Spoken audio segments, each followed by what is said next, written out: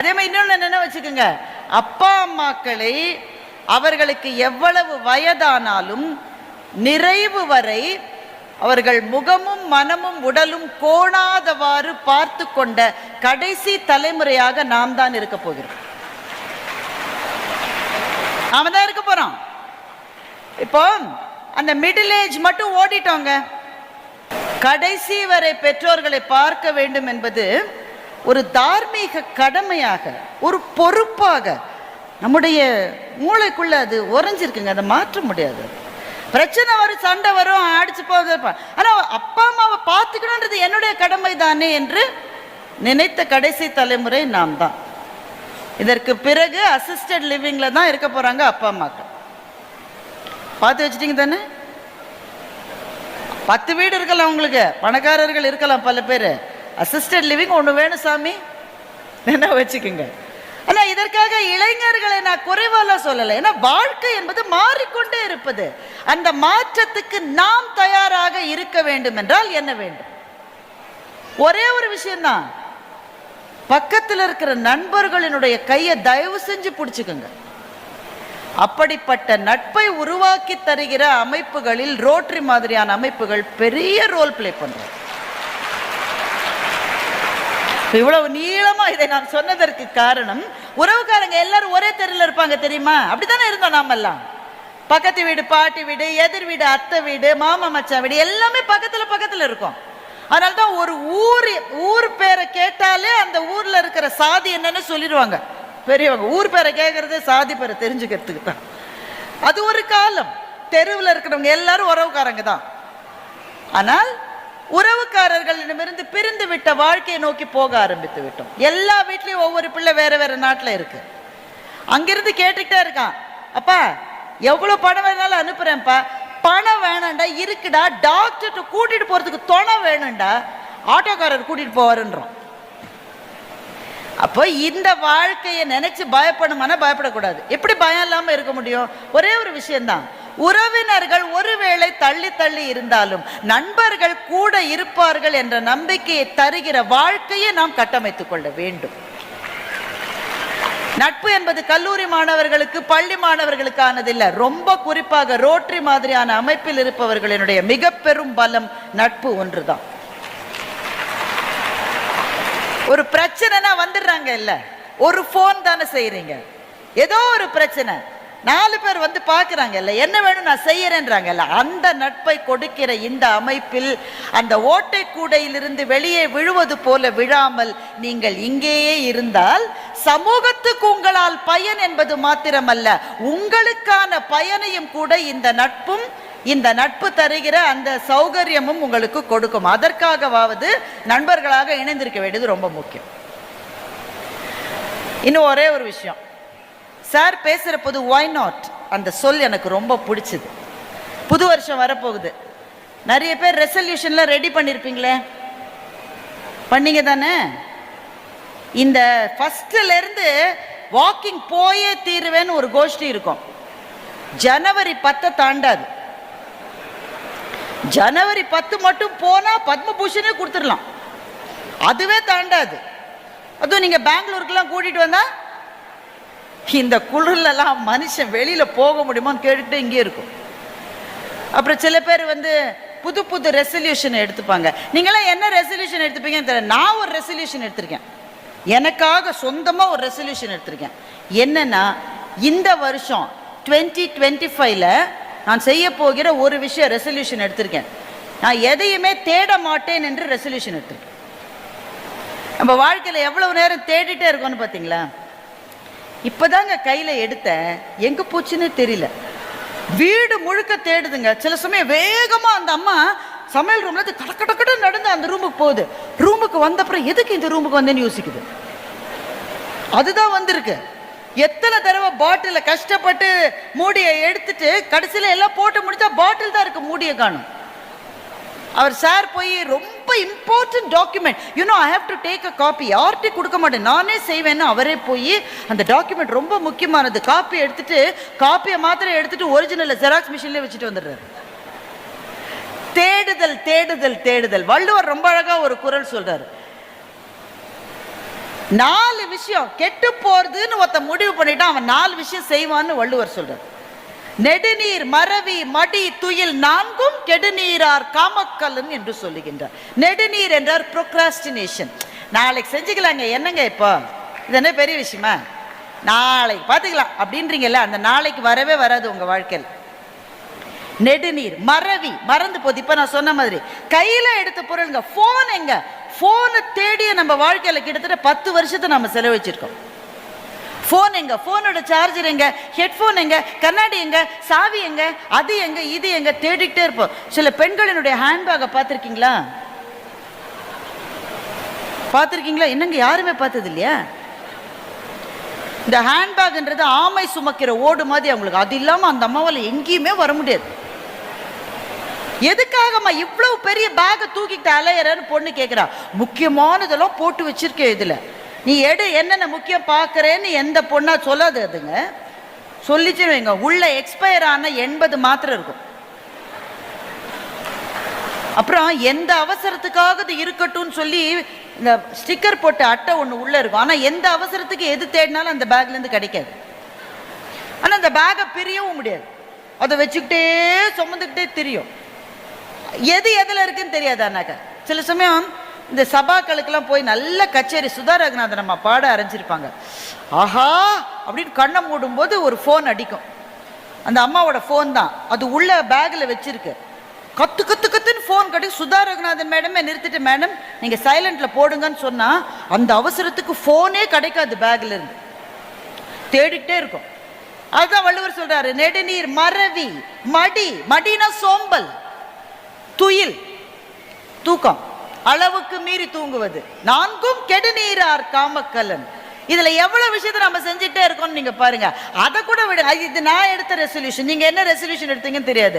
ஒவ்வொருவரும் என்ன ரெசல்யூஷன் வேணா எடுத்துக்கலாம். ஆனா நாம் செய்ய வேண்டிய மிக முக்கியமான ஒரு விஷயம் இருக்கிறது. இங்க இருக்கிற எல்லா ஆண்களையும் கேட்கிறேன், உங்கள் பெண்களையும் கேட்கிறேன், உங்களுடைய வாழ்க்கை துணைவருக்கு அல்லது துணைவிக்கு இது மட்டும் நீங்க கொடுத்த பெஸ்ட் கிஃப்ட் என்ன? பெஸ்ட் கிஃப்ட் என்ன? சில பேர் வீடு கொடுத்திருப்பீங்க, வைர நெக்லஸ், என்னங்க சரி நீங்க கொடுத்தது அவங்களே. இந்த பஜனை எல்லாம் வேணாம், சும்மா இதெல்லாம் நாங்க சங்க காலத்துல இருந்தே கேட்டுட்டோம். நாங்க அவன் என்னையே உனக்கு கொடு, நீ வேணாம் வேற ஏதாவது கொடுன்னு செய்வீங்க. சார் ஒண்ணு சீரியஸா பேசலாமா? ரொம்ப முக்கியம், கணவன் மனைவிக்குள்ளே இருக்கிற உறவு என்பது ரொம்ப முக்கியம். ஆனா அதிலும் கூட சில இடைவெளிகள் தேவையாகத்தானே இருக்கிறது. அதிலும் சில இடைவெளிகள் தேவையாகத்தான் இருக்கிறது. அவருக்கென்று ரொம்ப அவருடைய ஆன்மாவுக்கு பிடித்த ஏதோ ஒன்றை அவர் செய்ய வேண்டும் என்றால், அது ஒரு ரோட்டரியில சேர்ந்து செய்கிற பணியா இருக்கலாம், இல்ல அவர் ஒரு ஓவியரா இருக்கலாம், அவர் ஒரு எழுத்தாளரா இருக்கலாம். அது எப்படி நான் இல்லாம நீங்க ஒரு விஷயத்துக்கு செய்வீங்கன்னு மனைவிகள் கேட்க கூடாது. அவங்களுக்குன்னு ஒரு ஸ்பேஸை கொடுத்துருங்க. அதே மாதிரி தான் மனைவிகள், அவங்க ஃப்ரெண்ட்ஸோட போறாங்களா, அவங்க பிடிச்ச டிவி சீரியலை பார்க்குறாங்களா, எனக்குன்னு எதுவும் செய்யாம ஏன் அதை செஞ்சுட்டு இருக்குன்னு கணவர்கள் கேட்காதுங்க. At the end of the day there must be spaces in your togetherness. எப்படி வீணையிலே இருக்கிற அந்த நரம்புகளை பார்த்துருக்கீங்களா? எல்லா நரம்புகளையும் மீட்டும் போதுதான் நல்ல இசை கிடைக்கிறது. ஆனால் ஒரு நரம்பு இன்னொரு நரம்பின் மீது உள்ளே உட்காந்து முறுக்கிக்கிட்டாக்க நல்ல இசை வராது. அது ஒவ்வொரு நரம்பும் பக்கத்துல பக்கத்துல இருக்கணும், ஆனால் தனித்தனியா இருக்கணும். வாழ்க்கை என்பதும் அப்படித்தான். எல்லா உறவுகளும் பக்கத்துல இருக்கணும், ஆனா நமக்குன்னு ஒரு ஸ்பேஸ் இருக்கணும். ஸ்பேஸ் இருக்குங்க, ஆனா ஸ்பேஸ் ரொம்ப ஜாஸ்தி ஆயிடுச்சு அப்படின்றவங்களா நீங்க? அதுக்காக தான் இதை சொல்றேன். என்ன கிஃப்ட், பெஸ்ட் கிஃப்ட் கொடுத்துருக்கீங்க? சில பேர் சொன்ன மாதிரி உங்களையே நீங்கள் கிஃப்டா கொடுத்துருக்கலாம். அதனுடைய வேல்யூ என்னன்னு அந்த அம்மாவுக்கு தெரியாது. தங்க நெக்லஸ், வைர நெக்லஸ், நல்ல புடவைகள், நல்ல போன், ஐபோன் 16 வாங்கி கொடுத்துருக்கீங்க. அதை விட என்னங்க இந்த கிஃப்ட் எல்லாத்தையும் கொடுத்தவர்களுக்கு சில பேர் அவங்க வீட்டுக்காரமா படிக்கிற வழக்கம் உடையவர், அந்த நல்ல புத்தகங்களை வாங்கி கொடுத்துருப்பீங்க. உங்க எல்லாருக்கும் வாழ்த்துக்கள். இது எல்லாத்தையும் விட ஒரு முக்கியமான கிஃப்டை கொடுப்பேன்றத இந்த நியூ இயர் ரெசல்யூஷனை நீங்க எடுத்துக்கணும். அது என்ன? உங்களினுடைய ஆரோக்கியம். நீங்க ஹெல்த்தியா இருப்பதை விட உங்களுடைய வாழ்க்கை துணைக்கான பெரிய கிஃப்ட் எதுவுமே கிடையாது. நீங்க நியூ இயர்ல இருந்து தான் இந்த நல்ல கிஃப்ட் ஹெல்த்ன்றதை இம்ப்ளிமெண்ட் பண்ணல, இன்னைக்குல இருந்தே பண்ணலாம். இன்னைக்கு சாயங்காலத்துல இருந்தே பண்ணலாம்.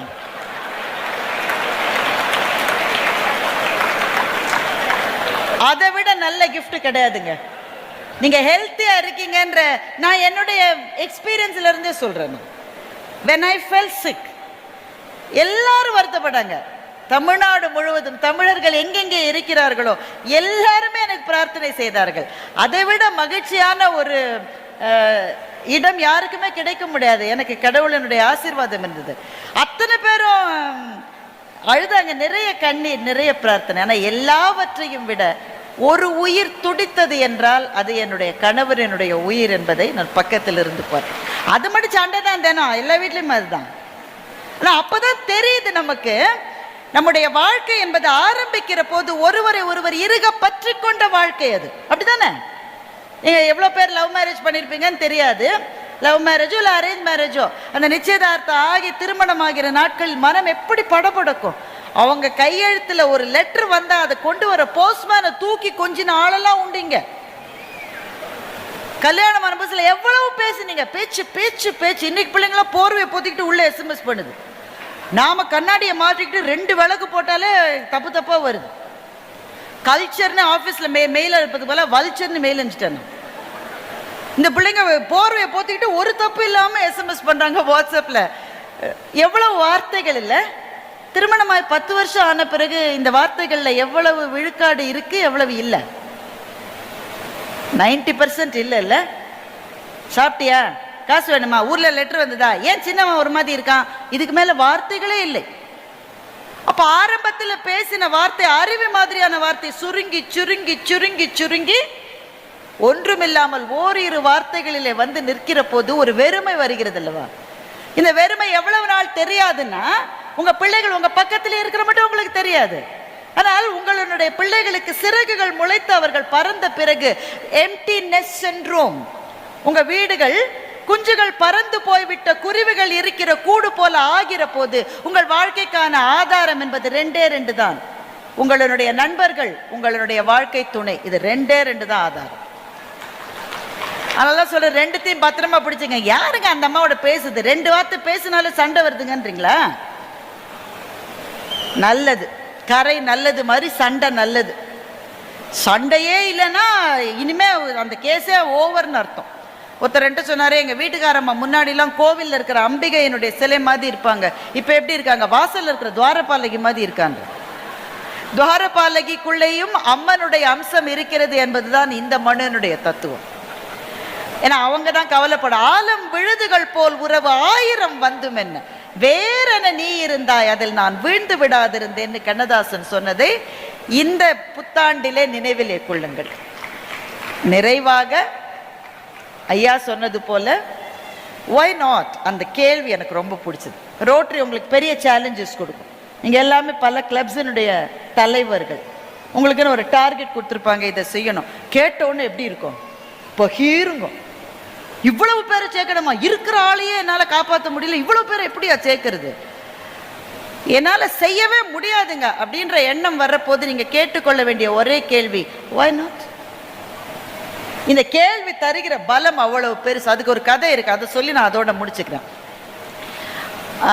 இந்த கதை பாரசீகத்திலே நடந்த கதை. அதனால இதுல மெக்கா வருது. ஆனா அவங்க மதம் என்னவோ அந்த மதத்துக்கு தகுந்த கோவிலை அதை பார்த்துக்கலாம். ஒன்றும் மதத்தை சேர்ந்த கதையெல்லாம் கிடையாது.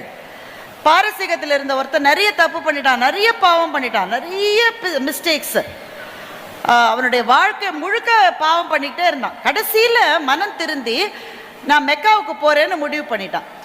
மெக்காவா இருக்கலாம், காசியா இருக்கலாம், அது கிறிஸ்தவர்களினுடைய தேவாலயமா இருக்கலாம், எதுவா வேணா இருக்கலாம், அது போறதுன்னு முடிவு பண்ணிட்டான். முடிவு பண்ணி பாதி போயிட்டான். கொஞ்ச தூரம் போன உடனே அவனுடைய காலம் முடிந்து விட்டது, அங்கேயே அவனுடைய வாழ்க்கை நிறைவடைந்து விட்டது. இப்ப தேவர் லோகத்திலிருந்து எல்லாரும் இவனை சொர்க்கத்துக்கு அனுப்புறதான் நரகத்துக்கு அனுப்புறதான் சண்டை. சில பேர் சொன்னாங்க அவன் பாவி, அவன் நிறைய பாவம் பண்ணிட்டான், சொர்க்கத்துல சேர்க்கவே முடியாதுன்னாங்க. சில பேர் சொன்னாங்க பாவிதான், தப்பு பண்ணிட்டான், ஆனா கோவிலுக்கு போக வந்துட்டான்ல அதனால சொர்க்கத்துக்கு. பயங்கர சண்டை ஆயிடுச்சு. கடைசியில இறை தூதர் வந்தார். என்ன ஒரே சண்டை, என்ன அமக்கலைங்க சொன்னீங்க, இவனை சொர்க்கத்துக்கு அனுப்புறதா நரகத்துக்கு அனுப்புறதா, எங்களுக்கு ஒரே கன்ஃபியூஷனா இருக்கு. அவர் சொன்னார், சரி அவன் வீட்டிலிருந்து கோவில் வர இருக்கிற டிஸ்டன்ஸா அளந்துட்டு வாங்கன்னு. போய் ஃபுல்லா தண்ணி கொடுத்தீங்கன்னா முடிங்கன்னு அர்த்தம், அது எனக்கு தெரியாது. எனக்கு அந்த டிஸ்டன்ஸை முழுக்க மெஷர் பண்ணிட்டாங்க. மெஷர் பண்ண உடனே இவன் எவ்வளவு தூரம் இருந்தான், மிட் பாயிண்ட்டுக்கு, அதாவது மிட் பாயிண்ட்னா நடுப்புள்ளி, நடுப்புள்ளிக்கு முன்னாடி இருந்தா நரகத்துக்கு அனுப்பிச்சிருங்க, நடுப்புள்ளியை தாண்டி போனால் சொர்க்கத்துக்கு அனுப்பிச்சிருங்கன்னு சொல்லி கடவுள் சொன்னார். வேக வேகமா அளந்து பார்த்தாங்க. அவன் பாருங்க அதிர்ஷ்டத்தை, அந்த மிட் பாயிண்ட்ல இருந்து ஒரு அடி முன்னால போயிட்டான். அதனால அவனை சொர்க்கத்துக்கு அனுப்பி விட்டார்கள். இப்போ எல்லாரும் இறைவனிடம் கேட்டார்கள், ஒரு அடியில தப்பிச்சுட்டான் இவன். அந்த ஒரு அடி எந்த அடி? இவ்வளவு அடி நடந்தான்ல, எந்த ஒரு அடி அவனை காப்பாற்றியது என்று கேட்டார்கள். கடவுள் சொன்னார், வீட்டிலிருந்து கிளம்பி வெளியே வர அவன் எடுத்து வைத்த முதல் அடி இருக்கிறதே, அந்த முதல் அடிதான் அவனை காப்பாற்றிய அடி என்று சொன்னார். எனவே அன்பான சொந்தங்களே, நண்பர்களே, எந்த பெரும் முயற்சியிலும் நமக்கு தேவை முதல் அடியை எடுத்து வைப்பதுதான். Once you take the first step, பாதைகள் தங்களை தாங்களே உருவாக்கி